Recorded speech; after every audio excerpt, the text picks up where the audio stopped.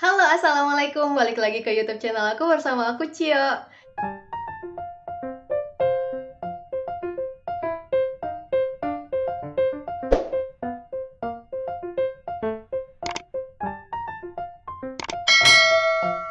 Buat teman-teman semua yang baru pertama kali mampir ke sini, jangan lupa di-subscribe dulu, terus di-like dan komen juga di bawah karena aku butuh banyak banget masukan dari teman-teman semua. Dan apapun komentar kalian, aku anggap itu sebagai sebuah pelajaran, motivasi, dan semoga menjadi alasan aku untuk tetap rajin nge-share konten-konten yang insya Allah atau mudah-mudahan bisa bermanfaat untuk teman-teman semua. Seperti biasa, kita bahas lagi seputar acne yang sangat menjadi teka-teki untuk banyak orang. Kenapa sih acne suka tiba-tiba muncul? Nggak tahu alasan munculnya kenapa, dan kalau udah muncul malah betah banget di kulit kalian ya, sama itu juga menjadi rahasia ilahi di kulit aku, karena aku juga kadang merasa ini udah sehat, ini udah kayak gini semuanya benar, tapi kok masih muncul-muncul aja ya. Jadi mari kita belajar bersama. Tapi gini, aku sebenarnya pengen banget gitu ngedukasi teman-teman bahwa acne tuh sesuatu yang harus kita tangani dengan tepat. Acne itu sesuatu yang harus kita beri perhatian, gak asal-asalan menanganinya, karena kalau salah langkah bisa makin memburuk dan dampaknya itu nggak kaleng-kaleng bos, bisa menimbulkan scars atau bopeng yang penyembuhannya butuh waktu bertahun-tahun atau butuh treatment yang biayanya mahal banget. Dan untuk menghindari itu semua, kalian harus belajar. Jadi aku pengen mengajak teman-teman tim rebahan untuk belajar bersama, karena aku juga nggak terlalu paham banyak, tapi aku mau belajar karena kondisi kulit aku seperti ini, jadi mau nggak mau harus belajar. Dan udah banyak nih teman-teman yang mulai komentar, "Kak, dalam istilah kedokteran nggak ada istilah ini loh."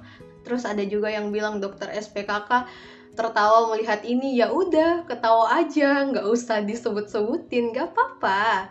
Dokter SPKK juga nggak semuanya pernah jerawatan. Jadi aku selama ini nge-review berdasarkan pengalaman pribadi. Tapi supaya jatuhnya nggak sotoy-sotoy amat, mari kita belajar bersama. Dan untuk cari jawabannya, aku usahain cari info terpercaya supaya kita sama-sama tidak mempelajari hal yang salah. Semenjak COVID kan aku dulu agak parno ke klinik atau ke rumah sakit atau ke puskesmas. Jadi kalau aku kayak demam sedikit atau lagi ada masalah, aku nanyanya ke Halodoc. Dan aku percaya Halodoc karena kita benar-benar konsultasi sama dokternya langsung. Makanya kali ini aku ambil sumber dari Halodoc. Jadi jenis jerawat tuh banyak banget, tapi di sini disebutin ada beberapa. Yang pertama pustula. Pustula itu benjolan kecil yang di ujungnya terdapat nanah. Kalian pasti tahu, kayak ada jerawat kecil-kecil tapi ujungnya putih nasi, kayak bernanah gitu dalamnya. Terus ada lagi nih, papula, yaitu benjolan kecil kemerahan yang disertai nyeri. Jadi kalau kalian ada benjolan kecil terus rasanya nyeri, itu namanya papula. Terus ada nodul. Nodul benjolan keras yang terbentuk di bawah permukaan kulit dan dapat disertai nyeri. Kalian pasti pernah ngerasain kan ada benjolan keras terus rasanya kayak mendem gitu, itu namanya nodul. Terus yang terakhir ada kista. Nah, kista ini benjolan besar yang terbentuk di bawah permukaan kulit yang berisi nanah dan disertai nyeri. Kalau kalian punya jerawat yang gede, bernanah, dan nyeri, itu adalah kista. Dan itu jerawat yang paling menyakitkan menurut aku. Oke, next. Kita ketahui dulu penyebab jerawatnya. Yang pertama ada produksi sebum berlebih.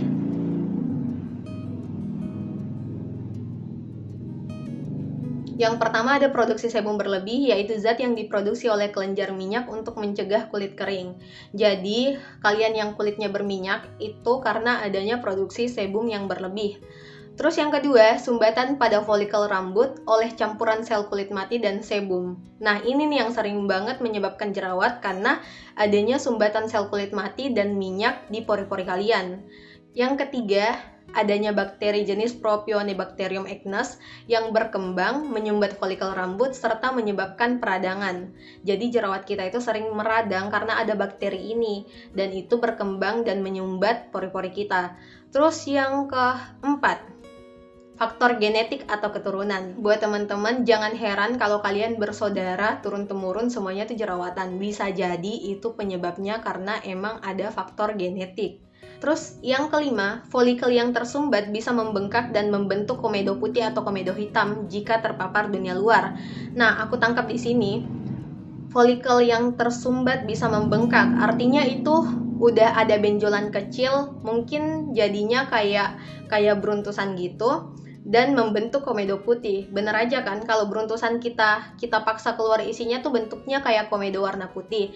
Nah, atau komedo hitam. Jadi beruntusan itu kalau dia kena debu dari luar, ujungnya tuh kelihatan warna hitam. Kalian pasti tahu yang sering komedoan dan sering beruntusan. Terus kondisi tersebut sebaiknya jangan dianggap remeh karena bisa berkembang menjadi pustula, popula, nodul, atau bahkan kista apabila terkontaminasi oleh bakteri kulit.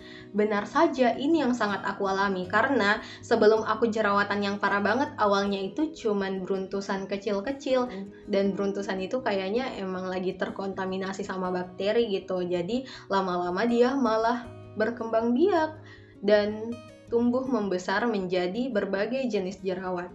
Terus berikutnya yang keberapa sih nih? 1, 2, 3, 4, 5, 6. Yang keenam, ada hormon, yaitu saat aktivitas hormon androgen berlebih atau saat terjadi perubahan hormon saat menstruasi. Jadi teman-teman, kalau udah mendekati jadwal menstruasi, emosi kalian mulai tidak terkontrol, jangan heran kalau kalian tiba-tiba jerawatan karena hormon yang tidak seimbang memang bisa menyebabkan munculnya jerawat. Yang ketujuh, penggunaan kosmetik yang tidak selalu dapat ditoleransi oleh kulit setiap orang. Nah, jadi memang ada beberapa orang yang dalam menggunakan kosmetik itu tidak terlalu berpengaruh ke kulit dia, tapi untuk tipe kulit-kulit sensitif, kalian pakai kosmetik aja. Misal nih, kalian pakainya dari pagi sampai sore, selamat, malamnya udah ada anak baru lagi. Jangan ditanya-tanya lagi, kok tiba-tiba muncul jerawat sih? Ya emang seperti itu, aku juga sering, aku aja, perkara aku keluar main sama teman aku dari pagi sampai sore, pulang-pulang tuh udah ada anak baru di muka. Ya maklum, seharian pakai makeup nggak cuci muka gimana nggak nambah gitu jerawatnya. Dan yang terakhir, stres yang dapat mempengaruhi gaya hidup seseorang termasuk dalam pola makan yang dapat memicu jerawat. Jadi ingat, stres dan pola makan itu sangat berpengaruh ke kulit kalian. Terus ada lagi nih faktor resiko jerawat. Munculnya jerawat bisa juga dipengaruhi oleh beberapa faktor resiko berikut. Yang pertama, gesekan kulit dengan benda. Misal, jerawat di wajah akibat terlalu sering menggunakan penutup kepala. Kayak gini, dalaman jilbab yang kayak gini sebenarnya dia bisa berpengaruh banget ke kulit. Kayak aku. Jadi di sini kan ada beberapa bekas jerawat. Ini tuh kayaknya memang tumbuh karena dari dalaman jilbab juga, secara gitu. Sekali pakai dalaman jilbab, kita bisa wudhu berapa kali di luar sana, terus kena keringat juga, terus sampai kering, terus kita tetap pakai. Terus aku pakainya nggak cuma sekali, kadang 2 kali, 3 kali. Jadi kalau udah dipakai berulang-ulang, terus ini udah nggak higienis lagi, jangan heran kalau di pinggir-pinggir sini sering ada jerawat. Terus berikutnya, kebiasaan merokok. Ini sesuatu yang baru aku dengar sih, kalau ternyata kebiasaan merokok juga bisa menyebabkan jerawat. Tapi karena cewek-cewek pasti jarang kan ada cewek yang ngerokok. Jadi ini untuk cowok-cowok yang merokok. Terus ada juga nih faktor konsumsi obat yang mengandung litium, kortikosteroid, atau obat anti kejang. Jadi buat teman-teman yang mengonsumsi obat dengan kandungan ini dan kalian jerawatan, bisa jadi itu juga menjadi salah satu faktor penyebab timbulnya jerawat kalian ya. Kemudian ada masa pubertas. Akibat peningkatan aktivitas hormon testosteron yang memicu kelenjar minyak menghasilkan sebum dalam jumlah lebih banyak. Untuk kalian yang masih remaja, kan banyak nih yang nanya, "Kak, umur aku baru 13 tahun, umur aku baru 17 tahun, umur aku baru 15 tahun." Kalian di umur-umur itu tuh kalian sedang mengalami masa pubertas, jadi jangan heran kalau kalian jerawatan, karena itu normal. Terus yang terakhir, lagi-lagi stres yang dapat memperburuk kondisi jerawat yang sudah ada. Jadi kalian yang udah jerawatan, jangan mengambil alasan bahwa faktor stres kalian itu terjadi karena kalian jerawatan. "Kak, aku jerawatan jadi aku stres. Kak, aku stres makanya aku jerawatan." Terus jerawat itu lagi yang menimbulkan stres. Please, kalian harus bisa mengontrol rasa stres itu supaya jerawat kalian tidak makin memburuk. Oke, jadi tadi aku udah nyebutin penyebab jerawat dan faktor resiko jerawat. Sekarang kita lanjut ke pencegahan jerawat. Yang pertama, membersihkan riasan wajah sebelum tidur. Itu wajib banget kalian lakuin secapek apapun, selelah apapun. Kalau kalian balik ke rumah dan pengen tidur, please jangan langsung tidur. Double cleansing dulu, bersihin muka baik-baik dulu. Kalian harus tidur dalam keadaan muka kalian steril dan usahakan skincarean. Karena skincarean di malam hari itu sangat penting dan sangat berpengaruh untuk kulit kita. Next, mencuci muka 2 kali sehari dengan pembersih wajah bebas minyak. Jadi kalian cuci muka pakai sabunnya itu cuma 2 kali sehari. Next, mengelola stres dengan baik. Dokter juga udah bilang, aku juga udah bahas berkali-kali, stres itu harus bisa kita kontrol. Walaupun stres kadang adalah sesuatu yang tidak terkendali menurut kita. Tapi karena pikiran kita masih normal nih, kita masih bisa berpikir logis, itu stres diusahain banget untuk dikontrol supaya kondisi muka kalian tidak makin memburuk. Kemudian menghindari produk kosmetik yang mengandung minyak. Ya banyak banget sih sebenarnya produk kosmetik yang mengandung minyak. Mungkin ini maksudnya kita harus pintar-pintar cari kosmetik yang kandungan minyaknya itu sedikit. Karena setahu aku, foundation itu tuh mengandung minyak. Supaya foundationnya bisa menyatu dengan baik di kulit kita, emang ada kandungan minyaknya. Tapi untuk foundation yang diformulasikan khusus untuk kulit berjerawat, kandungan minyaknya memang lebih sedikit, jadi dia jatuhnya lebih matte di muka kita. Dan yang terakhir, menjaga kebersihan tubuh dengan selalu mandi setelah beraktivitas. Jadi ingat, kalau kalian pulang kerja, kalau kalian pulang dari main di luar, kalian harus mandi supaya lebih bersih dan higienis lagi. Terus ada lagi nih, kayaknya ini yang terakhir deh. Ada mengenai pengobatan jerawat. Jadi kita bisa mengurangi produksi minyak. Nah, salah satu caranya kalian kurangi konsumsi makanan-makanan yang mengandung lemak atau mengandung minyak. Kemudian ada melawan infeksi bakteri. Cara melawan infeksi bakteri ya dengan lebih higienis lagi, tidak menyentuh muka kalau tangan kalian sedang kotor. Terus kalian menggunakan apapun yang bisa bersentuhan sama kulit kalian itu harus serba bersih. Jangan malas-malas cuci jilbab mungkin untuk cewek-ceweknya. Jangan malas cuci inner ini, dalaman ini tuh harus sering-sering dicuci. Terus kalian juga jangan pakai masker kain yang bisa dipakai berkali-kali. Kalian pakai aja masker medis yang pakainya sekali pakai buang supaya itu lebih higienis lagi. Terus sarung bantal harus bersih, spray harus bersih. Jangan lap muka pakai handuk yang udah dipakai berkali-kali. Mending lap pakai tisu, ditep-tep aja, jangan digosok. Terus ada lagi nih, mempercepat pergantian sel kulit dan mengurangi peradangan. Kalau kita cerna kata mempercepat pergantian sel kulit, mungkin teman-teman menganggap, oh berarti kita harus eksfoliasi nih. Nah, kalian harus tahu bahwa sebenarnya proses eksfoliasi itu kalau penanganannya kurang tepat atau mungkin cara kita dalam menggunakan skincare itu kurang tepat, eksfoliasinya bisa agak ekstrim dalam artian kulit kalian memang benar-benar bisa kekelupas dan itu bisa mengakibatkan peradangan. Terus ada juga upaya lain untuk mengatasi jerawat. Di sini seperti membersihkan peralatan kosmetik dengan menggunakan sabun atau air hangat secara rutin. Jadi kalian yang sering make upan, please rajin-rajin bersihin brush kalian, bersihin spons kalian. Semuanya harus serba steril supaya itu nggak membawa bakteri baru lagi ke kulit kalian. Kemudian memilih kosmetik non-komedogenik yang sifatnya tidak menutupi pori-pori di kulit. Wow, apa kabar kita yang senang menggunakan primer? Terus menggunakan pelembab non-komedogenik yang tidak dapat menyebabkan jerawat dan sesuai dengan jenis kulit. Artinya, untuk menggunakan pelembab pun kalian harus cari pelembab yang memang diformulasi khusus untuk kulit-kulit yang gampang berjerawat atau kulit berminyak. Kemudian ada lagi nih, menghindari memencet dan memegang jerawat karena dapat memicu jerawat bertambah banyak. Bener banget, jadi kalian yang suka kopek-kopek jerawat, kalian yang suka pencet-pencet jerawat, jangan heran kalau jerawat kalian makin banyak, karena itu salah satu penyebabnya. Jadi kalau kalian pencet jerawat yang ini, terus di situ ada bakterinya, terus berpindah tempat lagi ke spot lain, itu akan bertumbuh lagi jadi jerawat baru.